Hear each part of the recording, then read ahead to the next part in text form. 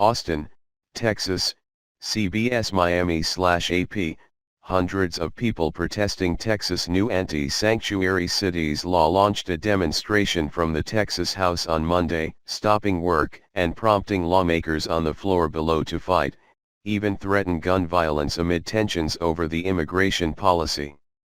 Activists wearing red t-shirts reading Lucha, or Fight, quietly filled hundreds of gallery seats as proceedings began.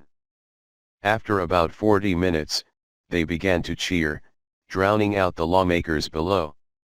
Protesters also blew whistles and chanted, "Here to stay," and "Hey, hey, ho, ho, SB4 has got to go," referring to the bill that Governor Greg Abbott signed into law this month. Some unfurled banners reading, "See you in court," and "See you at the polls." State House leadership stopped the session and asked state troopers to clear the gallery. The demonstration continued for about 20 minutes as officers led people out of the chamber peacefully in small groups. There were no reports of arrests. Texas' new law is reminiscent of a 2010 Arizona Show Your Papers measure that allowed police to inquire about a person's immigration status during routine interactions such as traffic stops. It was eventually struck down in court. A legislative session that began in January concluded Monday, and the day was supposed to be reserved for goofy group photos and sappy goodbyes. Lawmakers are constitutionally barred from approving most legislation on the last day. But even after the protest ended, tensions remained high. Representative Ramon Romero, a Democrat from Fort Worth, said he was standing with fellow Democratic Representative Cesar Blanco of El Paso when Republican colleague Matt Rinaldi came over and said, "This is BS. That's why I called ICE." Rinaldi, of Irving in suburban Dallas, and Blanco then began shouting at each other. A scuffle nearly ensued before other lawmakers separated the two. Later, a group of Democratic lawmakers held a press conference to accuse Rinaldi of threatening to put a bullet in the head of someone on the House floor during a second near scuffle. They said the comment was made in the direction of Democratic Representative Pancho Navarez, from the border town of Eagle Pass.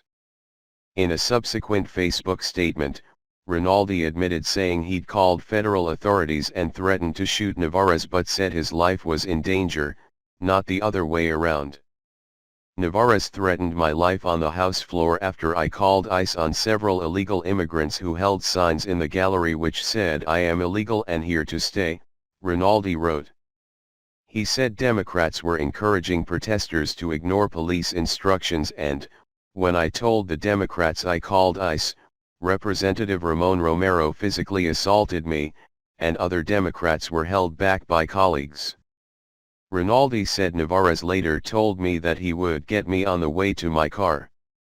Rinaldi said he responded by making it clear I would shoot him in self-defense, adding that he is currently under Texas Department of Public Safety protection.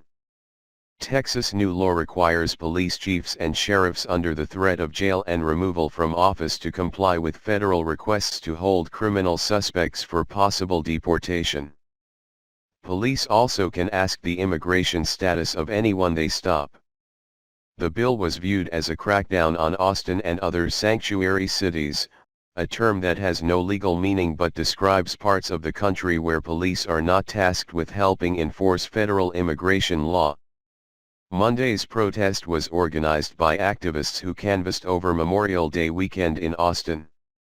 They informed anxious immigrants about the rights they retain despite the law and urged grassroots resistance against it. Abril Gallardo rode 15 hours in a van to Austin to urge fellow Hispanics to fight back.